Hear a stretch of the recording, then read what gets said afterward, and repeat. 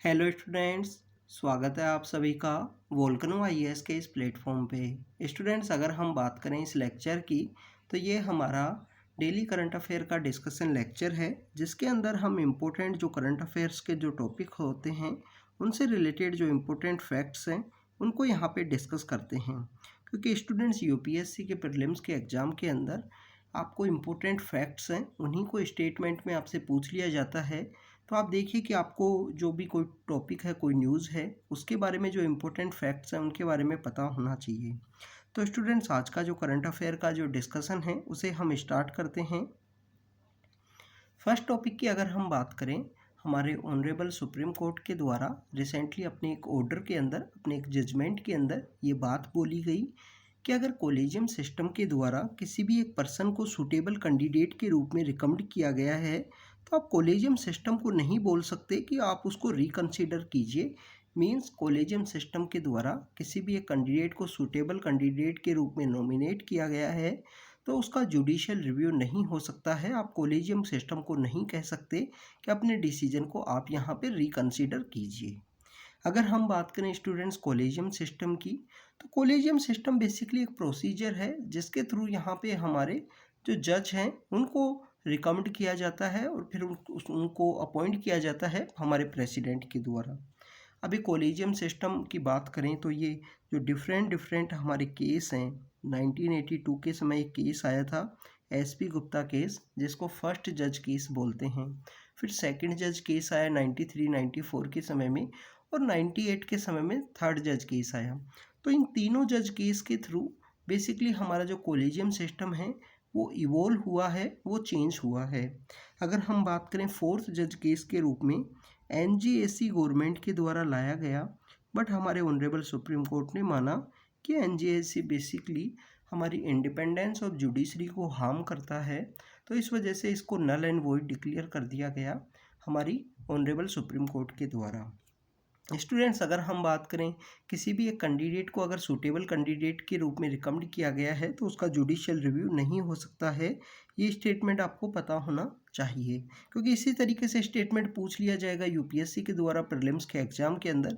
अब second important बात ये है कि आप कोर्ट को इसके अंदर ये भी नहीं कह सकते कि आप सर्शियरी रिट है वो फाइल कीजिए या मेंडेमेंस यहाँ पे आप यूज़ कीजिए इस जज का जो अपॉइंटमेंट है उसको रोकने के लिए। अब सर्शियरी रिट क्या होती है?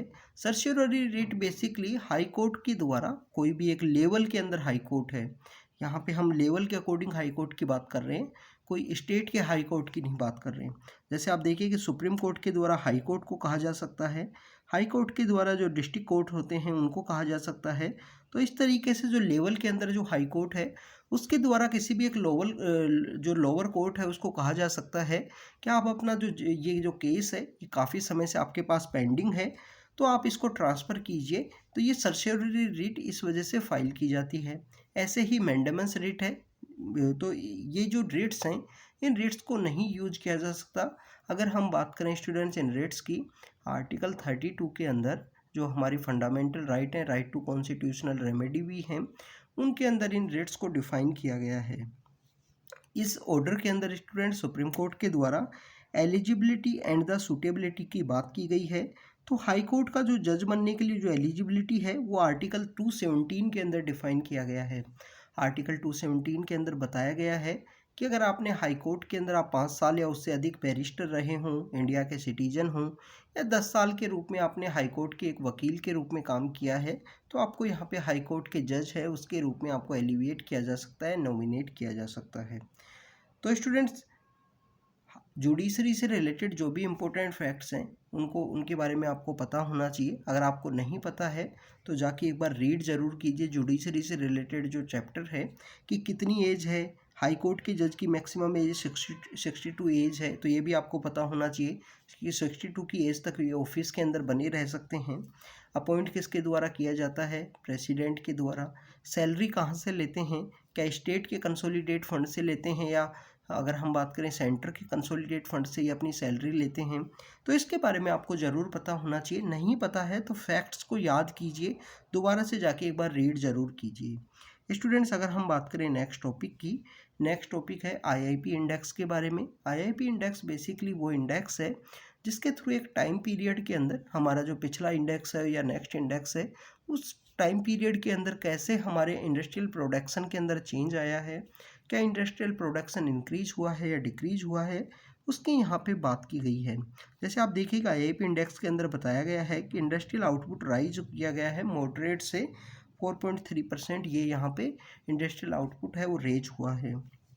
आईआईपी इंडेक्स की अगर हम बात करें, ये हमारे एनएसओ के द्वारा निकाला जाता है और बेस ईयर है इसका 2011 और 12। एनएस बेसिकली जिसे पहले सीएसओ के नाम से जाना जाता था, नेशनल स्टैटिस्टिकल ऑफिसर के रूप में इनको जाना जाता है, जो मॉस्पी मिनिस्ट्री के अंडर में आते हैं। मॉस्पी मिनिस्ट्री वो ही मिनिस्ट्री है जिसके द्वारा हमारे एमपी जो बनते हैं, मेंबर ऑफ पार्लियामेंट जो बनते हैं, उनको एक फिक्स मनी दिया जाता है एमपी लेड का, तो उस स्कीम को भी इम्प्लीमेंट करती है एमपी लेड स्कीम को भी मॉस्पी के द्वारा।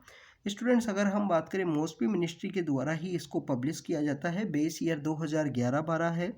इस इंडेक्स को जब पब्लिश किया जाता है तो 40% वेटेज यहाँ पे दिया जाता है जो हमारी कोर इंडस्ट्री हैं। 40.27% जो वेटेज है वो कोर इंडस्ट्रीज को दिया जाता है। अब कोर इंडस्ट्री कितनी है, टोटल 8 हमारी कोर इंडस्ट्री हैं, तो इसके बारे में भी आपको पता होना चाहिए कि टोटल 8 हमारी कोर इंडस्ट्री हैं। अब कौन सी इंडस्ट्री को ज़्यादा वेटेज है ये आपको याद होना चाहिए आपको कि रिफाइनरी प्रोडक्ट को सबसे ज़्यादा है, फिर इलेक्ट्रिसिटी को है, और सबसे कम है यहाँ पे जो वेटेज दिया गया है कोर इंडस्ट्री में वो दिया गया है फर्टिलाइज़र और सीमेंट को। तो ये आपको पता होना चाहिए इसके बारे में कि किन किन को ज़्यादा है, किन को कम है, वेटेज कैसा है, इनके बारे में आपको और ये टोटल कोर इंडस्ट्री जो हैं 8, इनके बारे में भी आपको पता होना चाहिए। स्टूडेंट्स अगर हम बात करें नेक्स्ट टॉपिक की, नेक्स्ट टॉपिक है सुंदरबन बर्ड फेस्टिवल के बारे में। रिसेंटली सुंदरबन के अंदर जो बर्ड फेस्टिवल है वो आयोजित हुआ है। जियोलॉजिकल सर्वे ऑफ इंडिया है उसके द्वारा इस बर्ड फेस्टिवल के अंदर काफ़ी सारे जो बर्ड्स हैं उनको ऑब्जर्व किया गया है। अगर हम बात करें स्टूडेंट सुंदरबन की, तो लार्जेस्ट मैंग्रोव फॉरेस्ट है वर्ल्ड का, और ये बेसिकली एक डेल्टा के रूप में भी काम करता है, सुंदरबन डेल्टा। और इसी एरिया में ये एरिया जो फैला हुआ है इंडिया और बांग्लादेश के बीच में यहाँ पे फैला हुआ है सुंदरबन का जो एरिया है। यूनेस्को का हेरिटेज साइट के रूप में भी इसको डेजिग्नेट किया गया है सुंदरबन को। तो ये कुछ इंपॉर्टेंट बात है सुंदरबन की। अगर हम इंपॉर्टेंट बर्ड फेस्टिवल के रिगार्डिंग इसकी बात करें तो स्टूडेंट जैसा कि आपको पता है कि इंडिया में टोटल जो 12 आउट ऑफ द 9 जो हमारे किंगफिशर 12 के अंदर से जो 9 किंगफिशर्स हैं वो आपको सुंदरबन के अंदर देखने के लिए मिलते हैं। इसके अलावा और भी काफ़ी सारी जो स्पीसीज़ हैं वो आपको सुंदरबन के अंदर देखने के लिए मिलती हैं। सुंदरबन डेल्टा की अगर हम बात करें, सुंदरबन डेल्टा जो कि इंडिया और बांग्लादेश के बीच में फैला हुआ है, काफ़ी एक इम्पोर्टेंट मैंग्रोव का फॉरेस्ट भी है। और यहाँ पे इस मैंग्रोव के फॉरेस्ट के अंदर आपको टाइगर्स हैं वो देखने के लिए मिलते हैं। रॉयल बंगाल टाइगर हैं वो आपको सुंदरबन डेल्टा के अंदर देखने के लिए मिलते हैं। तो ये आपको पता होना चाहिए कि रॉयल बंगाल टाइगर कहाँ पे पाए जाते हैं, सुंदरबन डेल्टा के अंदर, और जो मैंग्रोव्स का एरिया है वहाँ पे ये पाए जाते हैं। स्टूडेंट्स इसके अलावा अगर हम बात करें सुंदरबन की, तो सुंदरबन के अंदर आपको काफ़ी सारी जो स्पीसीज़ हैं वो भी आपको देखने के लिए मिलती हैं, जिसमें कुछ रेयर हैं, कुछ ग्लोबली थ्रेटेंड स्पीसीज़ हैं, जिसमें आप देखिए कि नॉर्दर्न रिवर टेरापाइन है, अगर हम बात करें इरावटी डॉल्फिन है, और जो हमारी फिशिंग कैट है वो आपको यहाँ पे देखने के लिए मिलती है सुंदरबन के अंदर में। तो ये सुंदरबन की कुछ इम्पोर्टेंस है, यूनेस्को हेरिटेज है।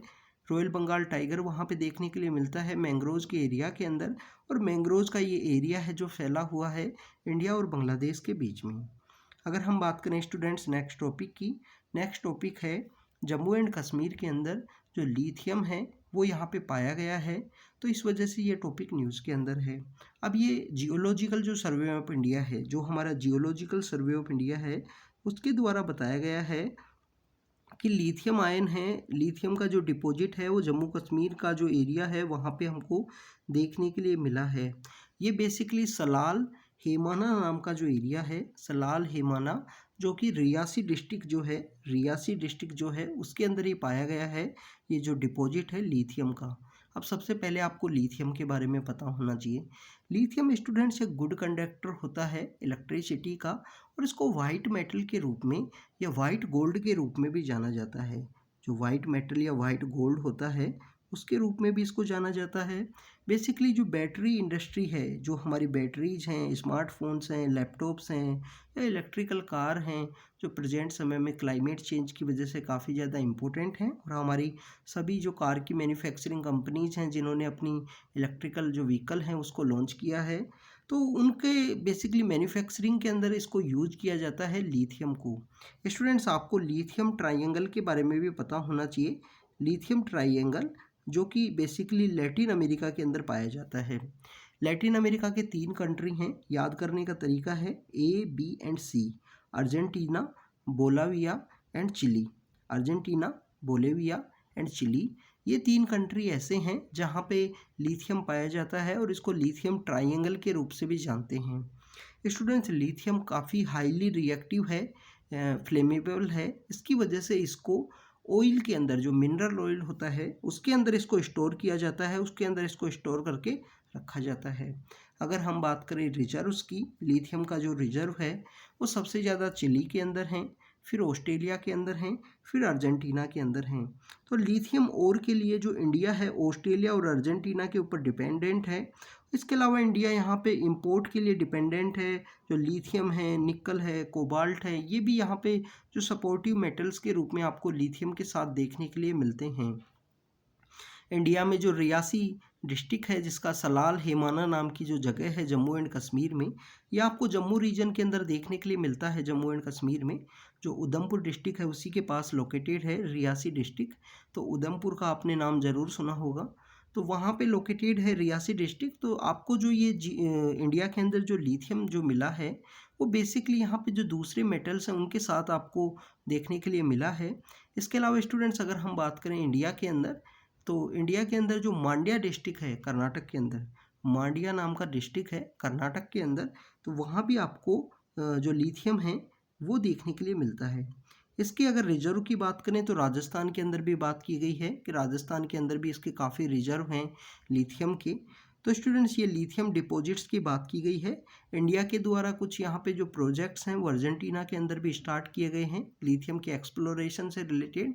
हमारे जो बाहर के काफ़ी सारे नेशंस हैं जिसके अंदर हमारे कंट्री के द्वारा काफ़ी सारे मिनरल्स का जो एक्सप्लोरेशन है वो किया जाता है।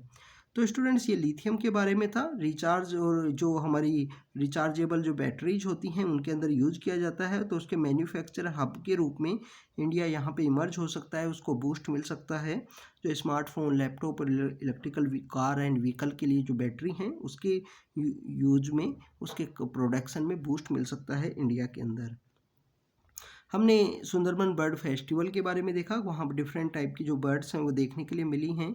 आईआईपी इंडेक्स के बारे में, जो इंडस्ट्रियल प्रोडक्शन को मेजर करता है एक टाइम फ्रेमवर्क में। और हमने देखा कि जो सूटेबिलिटी है, किसी भी एक कैंडिडेट को सूटेबल कैंडिडेट डिक्लेयर किया गया है कॉलेजियम के द्वारा तो उसका जुडिशियल रिव्यू नहीं हो सकता है, उसके बारे में डिस्कस किया। तो ये हमारा इम्पोर्टेंट करंट अफेयर का डिस्कशन था। स्टूडेंट्स, आप बने रहिए हमारे साथ, हम आपको कंटिन्यू इसी तरीके से अपडेट करते रहेंगे। Thank you students, thank you very much.